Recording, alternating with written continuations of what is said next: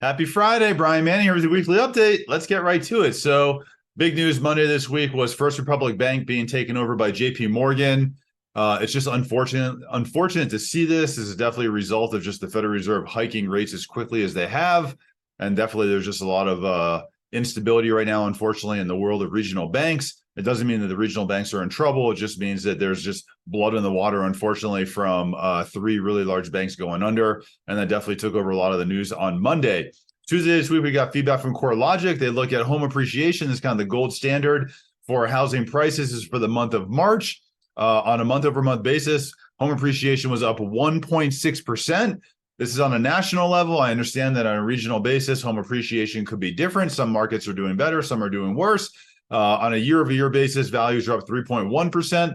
This is, again, some really tough numbers from last year because beginning of last year, we had really high numbers as far as home appreciation was concerned. Forecast for the month of April is that home appreciation will be up 0.8%, and their forecast for home appreciation over the next 12 months is that homes will appreciate at 4.6%. So, when everyone's thinking that the housing market is going to crash, the media is so negative, it's going to be down 20%. All the negativity in the world is out there on housing, and then you look at the actual numbers of what's going on, and housing is actually very resilient and doing really well. We also got the JOLTS report. This tracks job openings and labor turnovers. The expectation was that this would be down 160,000 job openings. It actually was down 328,000 job openings. So this is a 23-month low. It's really hard to tell where we're at in the labor market right now because it just kind of feels like there's conflicting information everywhere. We'll talk about that more in a minute, but job openings were down. Wednesday this week was Fed Day. So we had Federal Reserve meeting Tuesday, Wednesday. At the end of their meeting on Wednesday, at President Jerome Powell. They hiked rates 0.25%. I can't believe they hiked again. It's kind of crazy they hiked again, but everyone knew it was going to happen. It was widely anticipated. But the big thing about the Fed meeting this time was that they kind of led the foundation for a pause in the next meeting. So we've talked about this in the past. Looking forward in the next week on May 10th, that's when we get the CPI report. Likely we're going to start to see some easing of inflation there. If we continue to see easing of inflation, there's a good chance you could see a pause in Fed rate hikes there.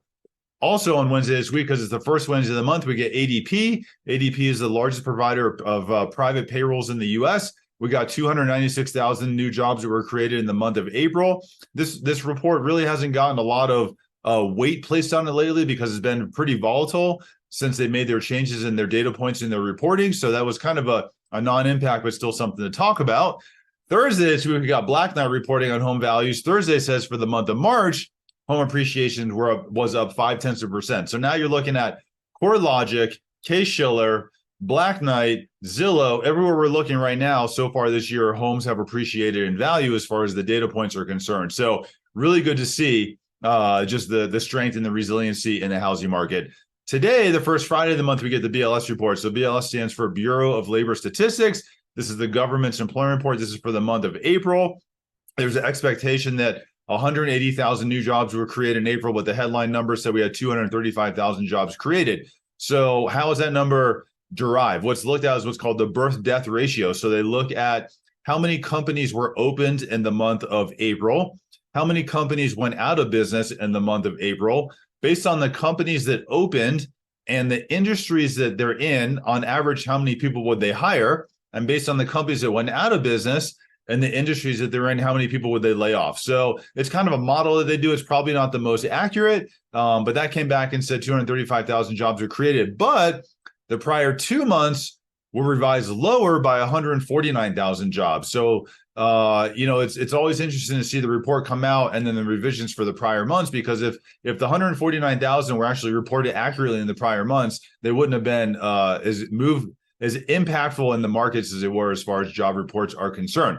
Then we have the household survey. So household survey is when they call households across the country to learn about employment and what people are doing. Household survey from direct phone calls only showed 139,000 jobs were created. And then there was also a decline in the unemployment rate, but it really wasn't for the right reasons. The decline in the unemployment rate was because there was a lot of people that left the workforce. So when you have people leaving the workforce and there's less people going for the jobs, it created a decline in the unemployment rate. So unfortunately, not for the right reasons.